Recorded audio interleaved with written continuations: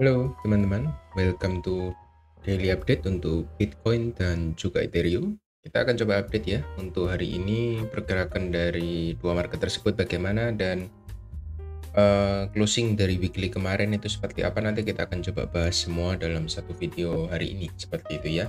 Tapi sebelumnya saya mau info sama teman-teman dulu bahwa kita ada grup Discord yang teman-teman bisa join ya secara free.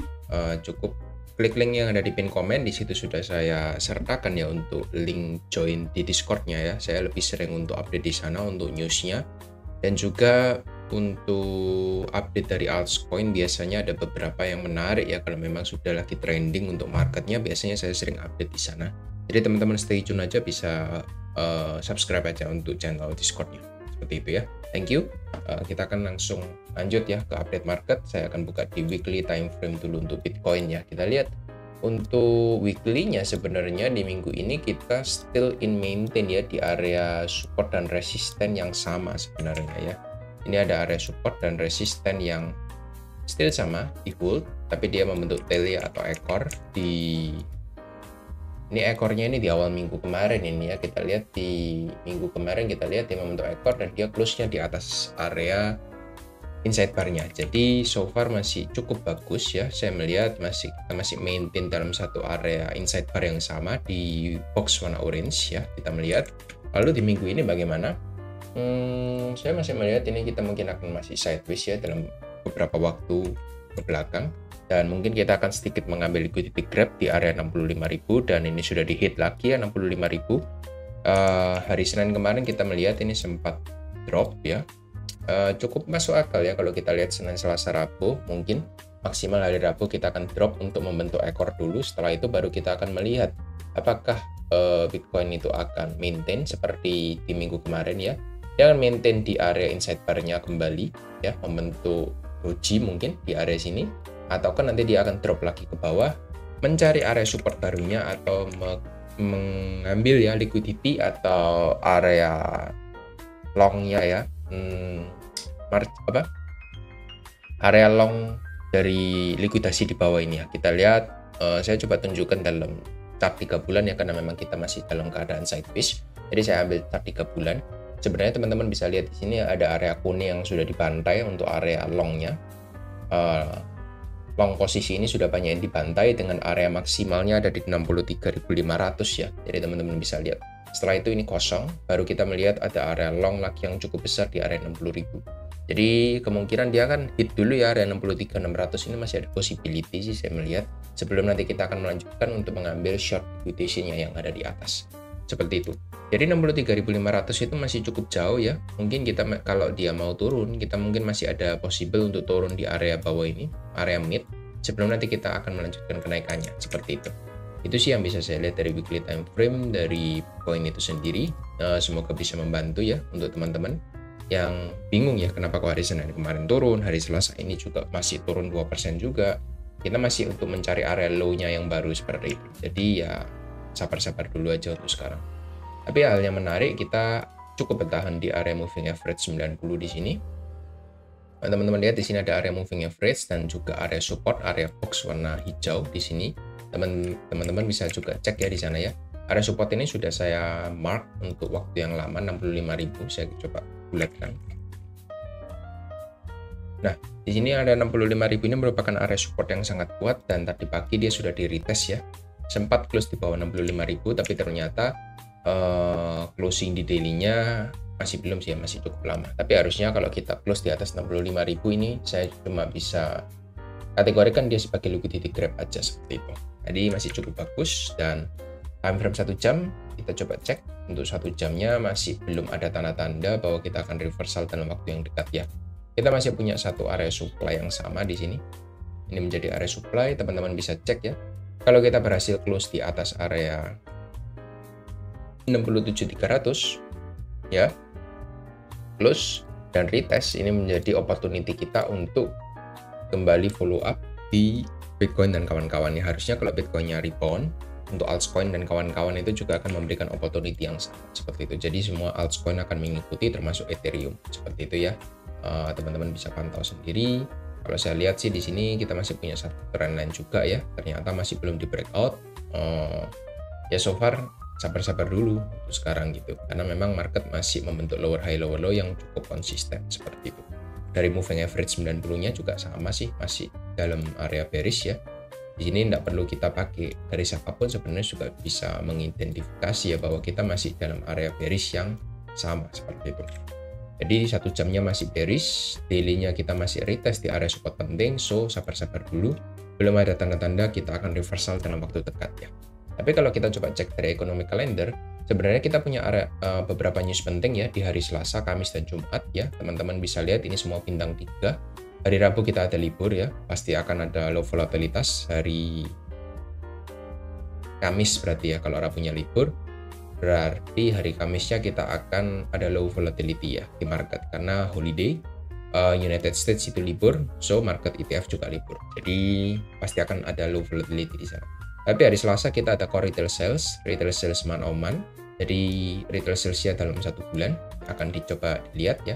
Kalau forecastnya naik, berarti inflasi ada potensi dia akan susah untuk turun kalau retail salesnya naik. Tapi kalau misalnya kita previousnya 0% dan bisa minus ya hasilnya, ini akan menjadi hal yang cukup bagus untuk market yang beresiko seperti itu ya. Core retail salesnya juga masih sama untuk proyeksinya. Di hari Kamis kita ada initial jobless claim ya.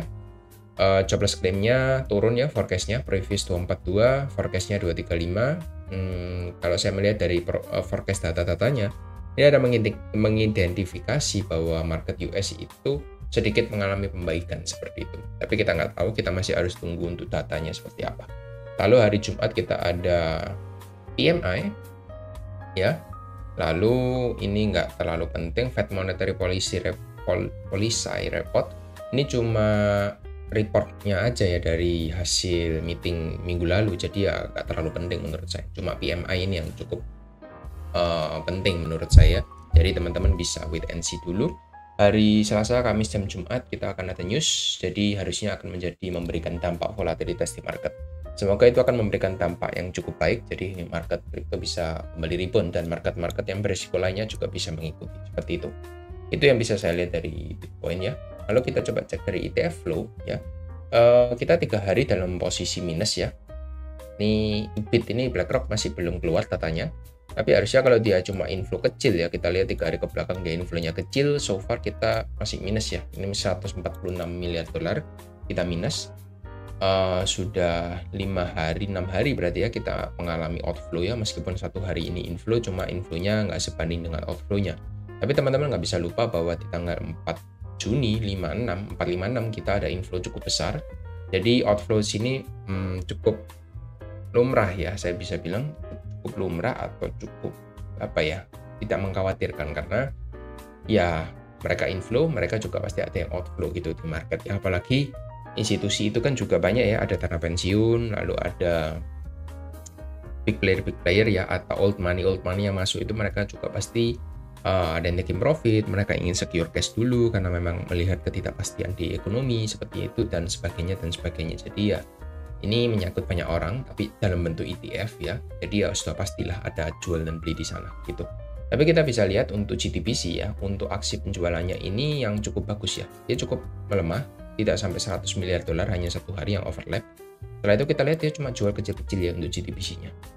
Malah yang paling besar kita lihat sebenarnya menyumbang penjualan terbesar itu dalam beberapa waktu terakhir itu ada dari Fidelity ya, ada 100, 80, dan 90. Nah, ini saya juga nggak tahu kenapa Fidelity jualan lumayan besar di sini.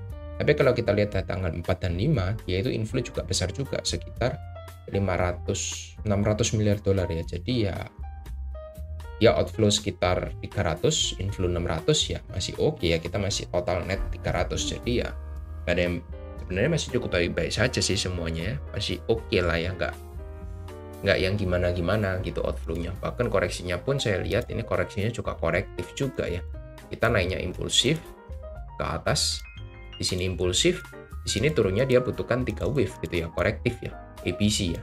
Nah tinggal kita lihat untuk C-nya ini sampai mana, apakah C-nya cuma sampai 65, ataukah kita cuma retest bisa sampai 63.000 seperti yang data on-chain liquidation heatmap-nya berikan tadi.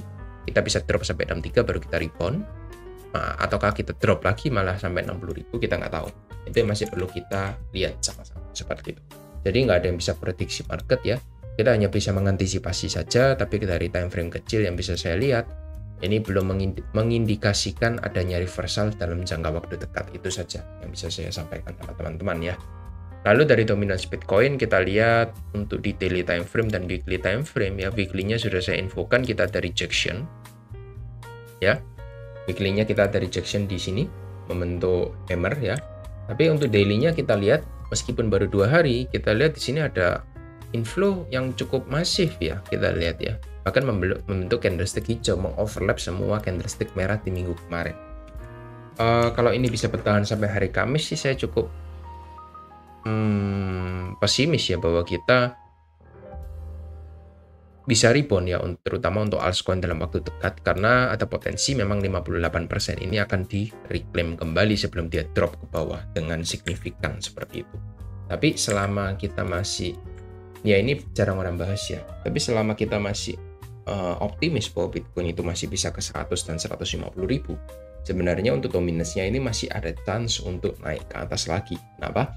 Karena untuk naik ke 100 dan 150 itu kan butuh uang ya. Dan uang dari mana? Salah satunya dari altcoin yang diambil. Jadi kita harus sabar-sabar untuk melihat altcoin ini akan menjadi bleeding dulu ya ke bawah.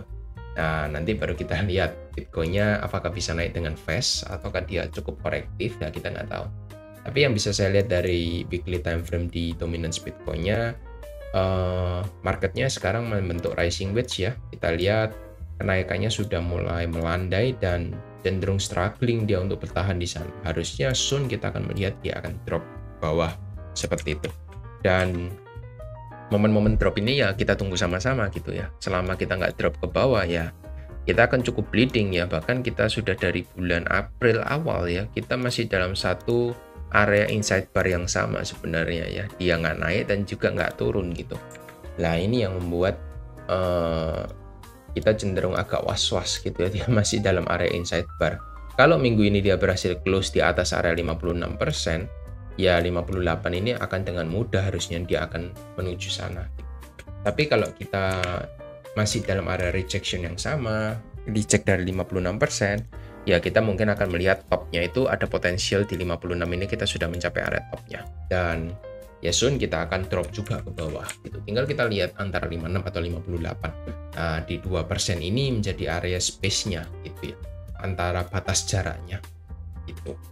Jadi ya teman-teman bisa pantau sendiri secara mandiri ya. Nanti kita mungkin update di next live streaming-nya gitu. Itu ya. Ini untuk Bitcoin-nya. Banyak yang kita bahas hari ini.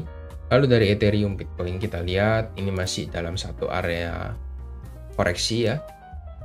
Kemarin saya infokan bahwa ada indikasi yang cukup bagus ya di area moving average 90 dan ada reversal di sana. Saya melihat di sini ada bullish engulfing tapi sekarang lagi proses retestnya. Hopefully kita nggak jebol dari area low-nya sehingga market bisa kembali rebound ya dari Ethereum terutamanya ya, dia bisa segera overlap dari Bitcoin-nya. Tapi kalau dia jebol dari area low-nya, drop lagi ya, skenario kita punya drop di bawah area low yang terakhirnya. So strategi yang kemarin saya sampaikan di Discord itu menjadi invalidasi dan kita mungkin harus mencari area support yang baru. Maybe di sini ini bisa menjadi area support yang barunya. Kenapa? Karena di sini juga ada order block yang cukup penting. Kalau kita tarik Fibonacci juga ada area penting di sana. Untuk area box warna hijau itu ada area Fibo 618-nya. Jadi ya kalau dia jebol kemungkinan kita bisa turun lebih dalam lagi, itu menjadi terbuka lebar untuk peluang seperti itu. Lalu di Ethereum-nya sendiri kita melihat ini juga masih bertahan di area EMA 90 sama seperti Bitcoin ya. Masih cukup bertahan. Hari ini dia mengejar area low yang baru gitu ya. Ada possibility kalau dia bertahan kita membentuk double bottom juga di sini. Nah, jadi market bisa segera rebound kalau membentuk double bottom. Tapi kalau drop lebih jauh dan dropnya sampai di area box warna hijau, ya sabar-sabar dulu ya teman-teman. Jadi ya mungkin minggu ini kita masih akan drop ke bawah lagi seperti itu. Tapi kalau kita coba cek ya untuk closing di minggu kemarin dia membentuk hammer ya. Ini mengindikasikan bahwa ada rejection yang cukup besar terjadi di sana ya. Ada potensi kita juga akan menyerupai untuk di minggu ini karena minggu lalu dia rejection. Ada potensial kita minggu ini cuma mencari area low-nya saja seperti itu. Kalau dia sudah selesai untuk mencari low-nya, harusnya dia bisa reversal lagi naik ke atas gitu. Dan kalau dia reversal ke atas ya teman-teman bisa lihat ya, double bottom ini akan menjadi valid untuk skenario-nya yang sudah saya berikan kemarin seperti itu. Ya, teman-teman bisa lihat ya, di hari Senin, Selasa, Rabu kita drop. Di sini kita drop. Di hari Kamis, Jumat, Sabtu, Minggu kita rebound seperti itu. Ini berarti hari ya, Senin libur ya. Jadi Selasa, Rabu, Kamis, Jumat ini kita baru bottoming, Sabtu Minggu kita baru rebound. Jadi ada potensial memang kita akan melakukan hal yang sama ya, di hari Senin, Selasa, Rabu kita drop, setelah itu Kamis, Jumat, Sabtu kita baru rebound. Itu bisa menjadi satu skenario yang teman-teman juga bisa lihat sama-sama ya. Jadi ada banyak skenario dan menurut saya untuk minggu ini kita sedang mencari area low-nya yang baru saja sih. Jadi ya nggak ada yang perlu dikhawatirkan gitu. Dan untuk total 3-nya yang terakhir ya, yang ingin saya bahas di sini. Bentar ya. Dari total 3 di sini kita lihat untuk minggu kemarin kita tetap reject juga dari area supportnya. Even kita close di bawah area 640 miliar dolar ya. Tapi ya oke lah, selama kita masih bisa reject. Untuk di minggu ini banyak kita dropnya lebih dalam ya. Sampai kita retest di 576 lagi ya. Terakhir kali kita retest di sana itu di momen war kemarin ya, di bulan April tanggal 8 awal April kemarin. Setelah itu kita nggak pernah retest di 576 dan baru di minggu ini kita mencari area low-nya dan ternyata low-nya sampai di sana di 576 miliar dolar gitu. Jadi sebelumnya kita sampai di 700 ya, dan drop ke 576 ini lumayan sakit ya, sekitar 130 miliar dolar kita drop. Jadi market cap-nya drop untuk semua total 3. Jadi ya kita lihat bleeding ya hasilnya, dan semoga kita bisa close ya di atas area 640 miliar dolar, hanya membentuk hammer ya, kita close-nya di atas seperti ini, membentuk hammer panjang. Ini menjadi satu indikasi yang bagus bahwa kita sudah mencapai bottom terakhirnya untuk membentuk double bottom sebelum kita breakout ke atas. Seperti itu skenario terbaik. Tapi skenario terburuknya yang bisa saya sampaikan di sini bahwa kalau kita jebol dari area box warna ya, box yang saya gambarkan di sini, mungkin kita akan retest dulu ya ke area support selanjutnya di 500 miliar dolar atau di EMA 90-nya dah di 500 miliar dolar. Itu akan menjadi possible gitu ya, kita akan turun 100 miliar dolar lagi ya, altcoin-nya akan lebih bleeding lagi kalau kita drop sampai di sana gitu. Jadi ada dua skenario yang teman-teman bisa coba lihat ya. Jadi kita nggak bisa terlalu bullish dan juga kita nggak bisa terlalu bearish karena memang harganya masih di tengah-tengah. Jadi kita harus wait and see ya, melihat dari data-data yang ada dan juga dari update marketnya, newsnya seperti apa, kita masih perlu pantau itu semua. Jadi itu semua yang bisa saya sampaikan sama teman-teman di sini. Semoga bisa membantu ya informasinya, dan mungkin nanti kita akan live streaming lagi ya. Kita akan coba cari waktu dulu hari minggu-minggu ini ya, hari Rabu, Kamis, atau Jumat. Nanti akan coba saya infokan di grup Discord ya. Jadi pastikan teman-teman join dulu di Discordnya biar bisa dapat informasi yang paling cepat di sana. Itu aja, thank you semua yang sudah join sampai akhir ya, tonton sampai akhir. Semoga bisa membantu teman-teman untuk mendapatkan insight-nya di minggu ini. Thank you semua dan see you next video. Bye-bye.